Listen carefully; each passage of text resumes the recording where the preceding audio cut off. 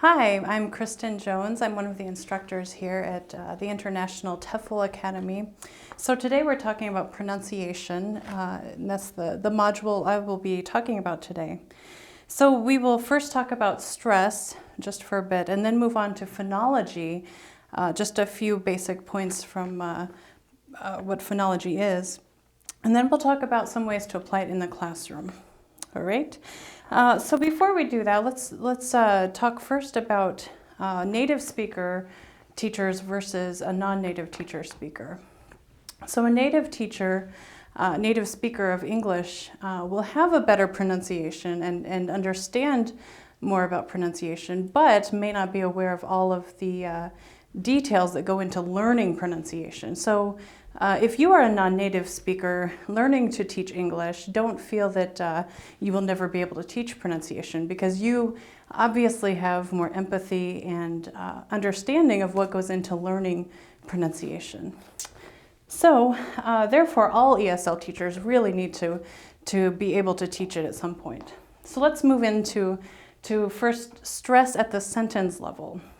So this is something that was not covered in your curriculum, and I felt you should be aware of it at least. So let's look at this sentence I wrote here. The president is interested in eliminating the embargo. So I underlined where the key stress points are in this sentence. And a non-native speaker listening to this sentence without a high level of fluency might only hear those four main stress points. And so when it comes to pronouncing and producing that language, it's difficult sometimes to not only know where to put the stress in a sentence, but also how do you pronounce these syllables that are not stressed. That becomes problematic for many students. So something to keep in mind as you go into teaching.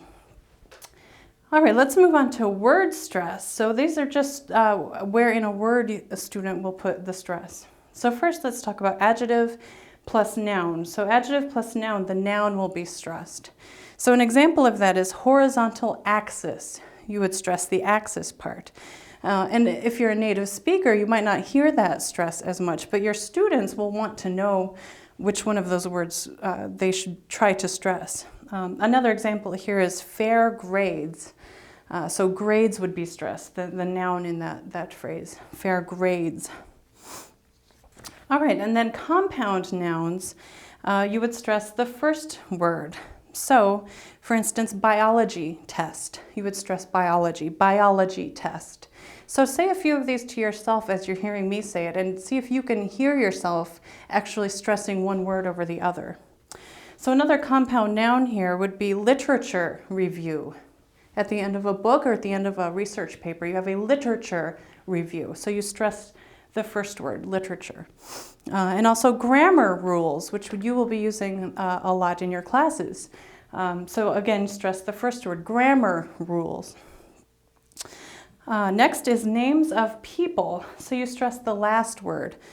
For instance, Albert Einstein. You don't say Albert Einstein, you say Albert Einstein. And also Mother Teresa. You don't stress the mother, you stress the last word here, Mother Teresa. Let's move on to publications, where you stress the last word. So, for instance, the LA Times, the Chicago Tribune, the Wall Street Journal. So all of those, you would stress the last word regardless of what that word is. Let's move on to abbreviations. In abbreviations, you stress the last letter. And so we don't always think about this as native speakers because we don't think about abbreviations much, but our ESL students will pick up on this. So for instance, ESL, you stress the L. UCLA, stress the A. UCLA. ACT, the standardized test. PBS, the station on TV, stress the S. PBS. All right, let's move on to time. So time plus noun, you would stress the second noun. So for instance, fall semester, evening paper, a noon appointment. So all of those, you have the second noun stressed. All right, let's go on to cities, states, and your country. So in that case, you stress the last word. So a city, St. Louis, you don't stress the Saint, you stress the last word, Louis. Chicago, Illinois, you stress the second word. Santiago, Chile, you stress the second word.